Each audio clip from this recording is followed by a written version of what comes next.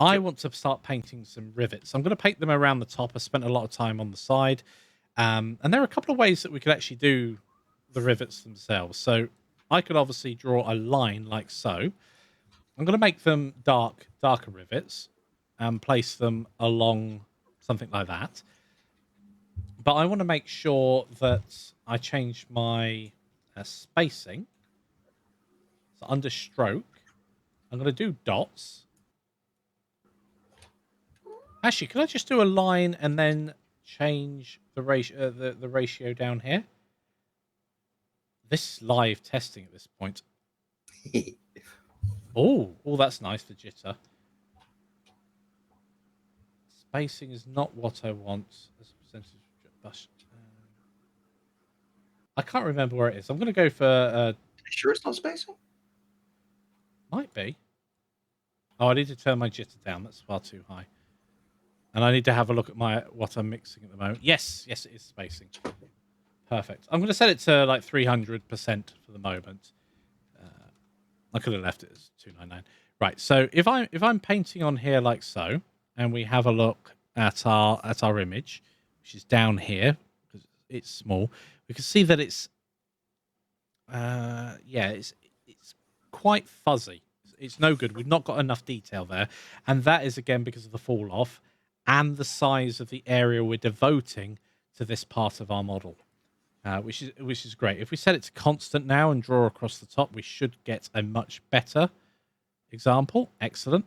And that's a really weird color. Did I select? You can see the pixels there. Those looks like Tetris pieces. So I'm gonna have to make those a bit bigger. This is a great example of when your texture resolution is too low for a particular surface. So let's have a look at the shading workspace and how we mix them at the moment. Just a 50-50 between the two. That's fine. I'm going to move to the side for the moment and make these a bit bigger. Massively bigger, obviously. And then let's go to the shading workspace and see what's happening. So we've got this here. So we've got these grey splodges.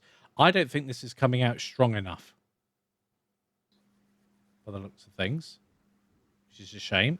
And then we've got that. So should it be mix? I mean, overlay or... Overlay, I don't think will help with this because it will... There we go. It just makes everything dark because the image is...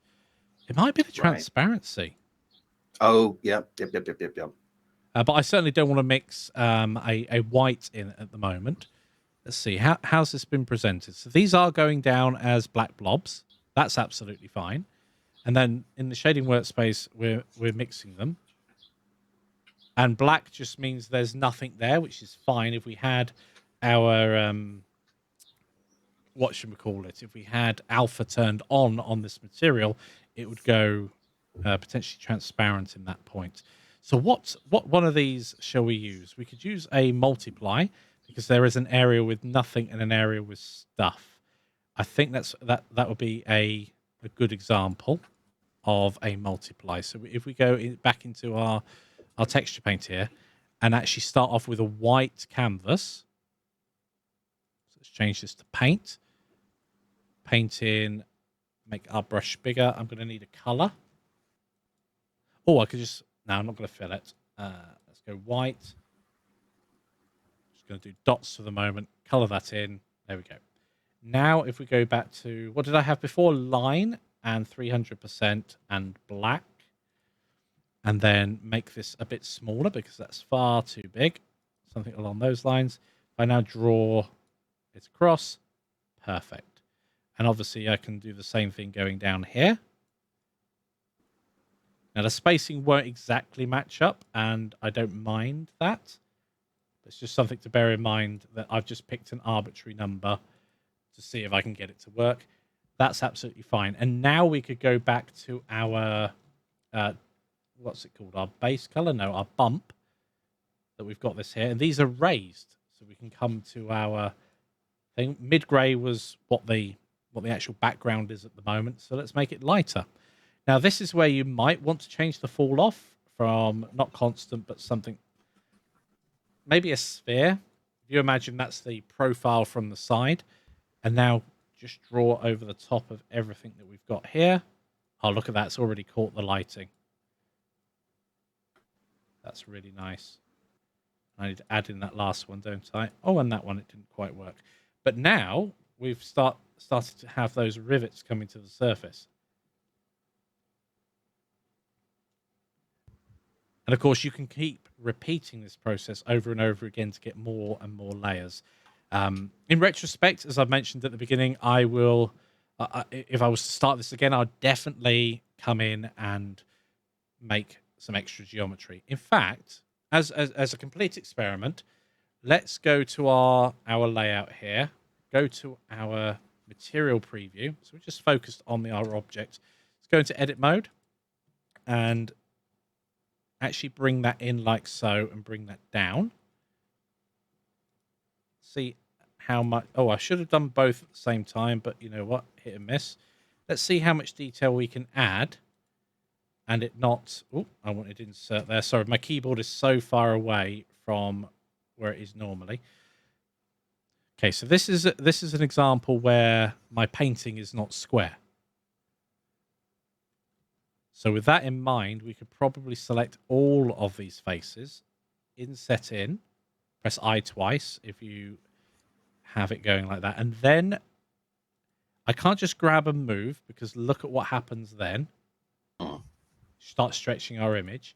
However, I wonder if under our tool and options, whether correct faces when transforming will solve this issue.